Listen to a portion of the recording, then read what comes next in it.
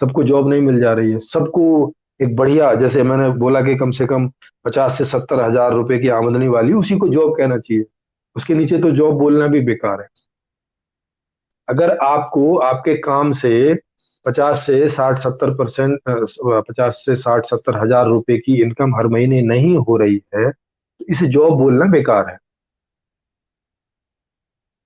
उसे तो हम मजबूरी बोले कि भाई मजबूरी है, अब जॉब नहीं है तो कुछ तो काम करेंगे, कुछ तो कमाएंगे, कुछ तो खाएंगे। उन्हें जॉब नहीं बोलना चाहिए, उसे रोजगार की श्रेणी में नहीं रखना चाहिए। लेकिन आज के लोग या आज की सरकारें पकौड़ा बेचने को भी रोजगार में रख लेती, जो 3 4 6 8 10 हजार रुपए कमा रहा है। तो इससे क्या होता है एक परिवार? कुछ भी नहीं होता। आदमी ठीक से पानी तक नहीं पी सकता। तो ये जो नई व्यवस्था है, इसका जो उद्देश्य है वो यही है कि जैसा भी हर आदमी जीना चाहता है, बचपन से लेके और मृत्यु तक पाने, समझ लो एक एवरेज एज आदमी की 80 साल है, मतलब जनरली 80 90 साल तक आदमी जीता है, या 100 साल समझ के चल लो कि 100 साल तक जीता है, या कोई इससे ज्यादा भी जिए या कम जिए। तो बचपन से लेके ही, माने जन्म से लेके ही उसको हर चीज, कुछ ना कुछ चीजों की जरूरत पड़ती है अपने एज के हिसाब से। तो वो उसको गारंटी से मिलती रहे।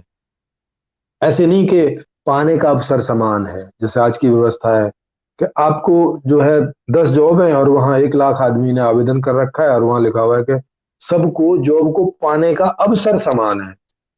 लेकिन भाई जॉब तो 10 ही आदमी को मिलेगी, क्योंकि 10 ही जॉब है। तो हमें जॉब को पाने का अवसर नहीं चाहिए, हमें जॉब ही चाहिए उतनी। अगर हमारे पास में किसी जॉब को करने के लिए 1 लाख लोग हैं जो उस जॉब को कर सकते हैं, तो हम 1 लाख लोगों में उस जॉब को डिवाइड क्यों नहीं कर रहे हैं? 10 ही लोगों को क्यों उसके लिए चुन रहे हैं? इसका मतलब है कि हमारे सिस्टम में कुछ गड़बड़ी है, क्योंकि अगर हम 10 ही लोगों को चुनेंगे तो 10 लोग तो कितनी सेवा दे पाएंगे? थोड़ी सी सेवा दे पाएंगे। तो थोड़े से लोगों को मिल पाएगा, तो सब कैसे सुखी होंगे थोड़े से जॉब से? तो, तो चूंकि ये सिस्टम ही प्रॉब्लम में है, और कैसे प्रॉब्लम में है ये आने वाले शिविरों में आप इन चीजों को देखेंगे। इसकी एक आपको मैं एक छोटी सी झलक दिखा देता हूँ कि अ, जैसे मैंने आपको बताया कि जो अर्थशास्त्र है वो मूल में खराब है, उसकी वजह से ये सारी गरीबी और ये सारी जितनी भी आप देख रहे हैं, मुफलिसी, मारामारी, अपराध, जितनी भी समस्याएं आप देख रहे हैं, उन सब के मूल में जो है वो अर्थशास्त्र है। और कैसे है इसकी एक छोटी सी झलक आज के उसमें दिखा देते हैं, ऐसे ही परिचय के उसमें। उसके बारे में डिटेल में तो जाएंगे आगे आने वाले शिविरों में। आप देखें जैसे कि अभी आपको मार्केट में कोई भी चीज खरीदनी होती है ना? तो आपको खरीदने के लिए सबसे पहले आपको अपनी जेब देखनी पड़ती है, क्योंकि आज की व्यवस्था में यही तरीका है कि अगर आपके पास पैसा है तो आप बाजार में जाके पैसा देके कोई चीज खरीद सकते हैं। नहीं तो आप नहीं खरीद सकते, आपको घर ही बैठे रहना पड़ेगा, या जहां भी आप हैं फुटपाथ पर हैं तो फुटपाथ पर ही आपको बैठे रहना पड़ेगा। दुनिया की हर सुख सुविधा, हर चीज आपको पैसों से मिलती है। ये आज का अर्थशास्त्र है, आज तक का अर्थशास्त्र है, बल्कि आज का ही नहीं। तो बिना पैसे के आप कोई चीज की मांग नहीं कर सकते। ये बात आप जानते ही हैं, अखबारों के माध्यम से जानते हैं, अपनी समझ से भी जानते हैं, अपने जीवन के अनुभवों से भी जानते हैं। आपके आसपास के लोगों को आप देखते ही हैं, रोज मिलते ही हैं। देखते हैं कि अधिकतम लोगों के पास इतना पैसा नहीं है कि जितना वो डेली की मांग करना चाहते हैं, जितना वो डेली का खर्चना चाहते हैं। मतलब अगर हम एक अंदाजा लगा के चलें कि लगभग 60 70 हजार रुपए अगर एक परिवार के पास हो हर महीने, तो वो लगभग जो भी कुछ खरीदना चाहता है शायद खरीद सके, है ना? एक ये हम समझ के चलते हैं। तो अब आप देख सकते हैं कि आपके आसपास कितने परिवार हैं जिनमें 60 हजार रुपए महीने की आमदनी है। आपको कोई गिनती के मिलेंगे। अगर आप गांव में रहते हैं तो बहुत एक आध कोई परिवार मिलेगा एक गांव में, या 2 4 मिलेंगे। शहर में रहते हैं तो थोड़ी सी संख्या और बढ़ जाती है। आपके आसपास माने 100 परिवारों में 10 परिवार आप मुश्किल से पा पाओगे इस अर्निंग का, इस आय के जिनका आय का स्रोत ऐसा है कि वो उन्हें हर महीने 50-60 हजार रुपए की अर्निंग देता है। ऐसे 10% लोग मुश्किल से आप पा पाओगे। तो 90% लोग ऐसे कौन है जिनकी आय इससे कम है, या और भी कम है, या और है ही नहीं है, बिल्कुल जीरो है। तो इन लोगों की संख्या 90% है। अब 90% में आप समझ सकते हैं कि 90% लोग जितनी मांग करना चाहते हैं उतनी मांग नहीं कर पा रहे, चूंकि उनके पास आमदनी नहीं है, पैसा नहीं। अब वो मांग नहीं कर पा रहे तो इससे हो क्या रहा है? इससे ये हो रहा है कि मार्केट में मांग नहीं पैदा हो रही है। अब मांग नहीं पैदा हो रही है तो जो लोग भी इसका प्रोडक्शन करने में लगे हैं वो इसका प्रोडक्शन नहीं करेंगे, क्योंकि जब मांग ही नहीं है तो प्रोडक्शन करके क्या करेंगे? तो प्रोडक्शन थोड़ा होता है। तो जब मांग थोड़ी है तो प्रोडक्शन भी थोड़ा होगा। आगे इन चीजों की हम आप लोगों को स्लाइड दिखा के भी समझाएंगे। आज केवल इंट्रोडक्शन का ही है, इसलिए ये मैं आपको ऐसे ही बता दे रहा हूँ वर्बली। तो मांग कम है तो उसका प्रोडक्शन कम होगा। अब प्रोडक्शन कम होगा तो उसमें एम्प्लॉयमेंट भी कम ही पैदा होगा ना, क्योंकि अगर थोड़ी चीज हमें बनानी है, थोड़ी चीज पैदा करनी है, तो थोड़े ही लोग चाहिए। और ऊपर से मशीनी युग भी है, तो एक मशीन दसों बीसों पचासों आदमियों का काम कर देती तो और भी कम आदमी चाहिए। तो एम्प्लॉयमेंट बहुत कम पैदा होता है, जो रोजगार है वो बहुत कम पैदा होता है। अब रोजगार कम पैदा होगा तो इधर एक दूसरा नियम है कि बिना रोजगार के आपको कोई आमदनी होगी नहीं। भाई कोई ना कोई जॉब, कोई ना कोई बिजनेस, कुछ ना कुछ ऐसा होना चाहिए कि जो आप उसमें काम करते हो, या आप बिजनेस करते हो जिससे आपको आय हो और जिन पैसों से आप जाके मांग कर सकें। तो बहुत कम रोजगार पैदा होता है। आपने देखा भी है भारत में कि मोदी जी ने हर साल 2 करोड़ जॉब पैदा करने का वादा किया था। उन्होंने कुछ सोचा होगा जब वो प्रधानमंत्री नहीं थे। आके उन्होंने काफी अपनी तरफ से कोशिश की होगी और देखा कि जॉब पैदा होने की तो छोड़ो, जो थे वो भी जाने लगे थे। इससे आप समझ सकते हो कि जॉब क्यों नहीं पैदा होते। क्यों नहीं पैदा होते? क्योंकि अगर आप मांग नहीं बढ़ा पाते तो जॉब नहीं पैदा होंगी। मांग बढ़ाने के जो तरीके इन लोगों के पास रहते हैं उनसे कुछ खास मांग बढ़ती नहीं। अगर वो वैसा करे भी तो बहुत थोड़ा सा फर्क पड़ता है, 5-10% का, जो हो रहा था पहले, मतलब उससे ज्यादा नहीं होता, क्योंकि अर्थशास्त्र ऐसा लिया हुआ है। तो अब रोजगार नहीं पैदा हो रहा तो लोगों के पास पैसा नहीं आएगा। पैसा नहीं आएगा तो फिर से वो मांग नहीं कर पाएंगे। माने वो आदमी इस अर्थशास्त्र का जो ये चक्र चल रहा है, कौन सा? मांग करना, प्रोडक्शन करना और रोजगार करना और आपूर्ति होना, ये जो चक्र है, इसमें 90% आदमी पार्शियली आ पाता है, आंशिक रूप से ही भाग ले पाता है। क्योंकि वो मांग करेगा तब फिर वो भाग लेगा, अगर मांग ही नहीं करेगा तो भाग ही नहीं ले पाएगा। तो इसमें केवल 10% लोग ही ठीक से भाग ले पाते हैं। तो 10% लोगों के लिए ही ठीक से प्रोडक्शन हो पाता है। बाकी लोगों के लिए वो इसमें भाग नहीं ले पाते क्योंकि पैसा नहीं उनके पास में। तो वो इस अर्थशास्त्र से ये जो पूरा वित्तीय सिस्टम है, या ये जो पूरी हम बोले पूरी जो व्यवस्था है, उसमें उनका हिस्सा ही नहीं आ पाता। वो भाग ही नहीं ले पाते, वो उससे बाहर ही रह जाते। वो सरकार को चुनने में तो है कि ठीक है, आपने वोट दिया, आपने बीजेपी सरकार को या कांग्रेस को या किसी को भी चुन लिया, लेकिन अब वो सरकार इस अर्थशास्त्र के चलते कुछ नहीं कर सकती, क्योंकि सरकार को भी तो कुछ करने के लिए पैसा चाहिए। और उसको भी पैसा किससे इकट्ठा होता है? इनकम टैक्स से, या जो टैक्स रहता है जो चीजों के ऊपर टैक्स रहता है उससे रहता है। इन्हीं से उसकी इनकम होती है। अब इनसे उसकी इनकम कैसे होगी जब वो केवल 10% लोग ही प्रोडक्ट खरीद रहे हैं? तो थोड़ी इनकम होगी ना सरकार की भी। तो सरकार के पास भी थोड़ा ही पैसा इकट्ठा होता है, तो वो भी थोड़े ही काम कर पाती है, जितने के वादे करती है उतने भी नहीं कर पाती। तो आप देख रहे हैं कि पैसे के चक्कर में बहुत थोड़े काम हो पाते हैं, इस पैसे वाली व्यवस्था के चक्कर से। और जब तक ये व्यवस्था रहेगी, जब तक ये अपने आप को मिनिमम मिनिमम पे रखेगी। क्यों मिनिमम पे रखेगी? क्योंकि आदमी के पास पैसा ही नहीं है, वो मांग ही नहीं करता, तो बात शुरू ही नहीं होती। सुख समृद्धि की बात शुरू ही नहीं होती ना। सुख समृद्धि की बात कब होगी? कि मैं जो चाहूं खरीद सकूं, मेरे पास इतना पैसा हो, तभी तो सुख समृद्धि की बात होगी।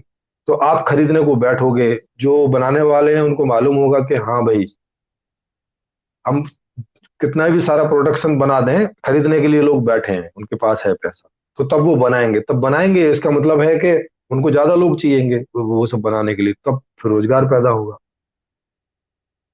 रोजगार पैदा होगा तो उससे आपको पैसा आता है, क्योंकि ऐसे आपको पैसा आता नहीं कि भाई बैठे हैं और पैसा है आपके पास में, ऐसा तो कुछ है नहीं करते। आपको हर बात के लिए पैसा चाहिए, कपड़ों के लिए चाहिए, घर के लिए चाहिए, बच्चों के लिए फीस चाहिए, उनके लिए दवाई का चाहिए, खुद के लिए दवाई का चाहिए, आपके माता पिता हैं उनको दवाई का चाहिए, उनको रहन सहन का चाहिए, आने जाने का चाहिए, बिजली का चाहिए, पानी का चाहिए, सारी चीजों में तो पैसा ही चाहिए होता है। अब आपके पास थोड़ा पैसा है तो आप उसको थोड़े से में ही मैनेज करने की कोशिश करते हो, तो क्या रहता है कि ये व्यवस्था आपको मिनिमम पे रखती है, कम से कम आर्थिक स्तर पे रखती है।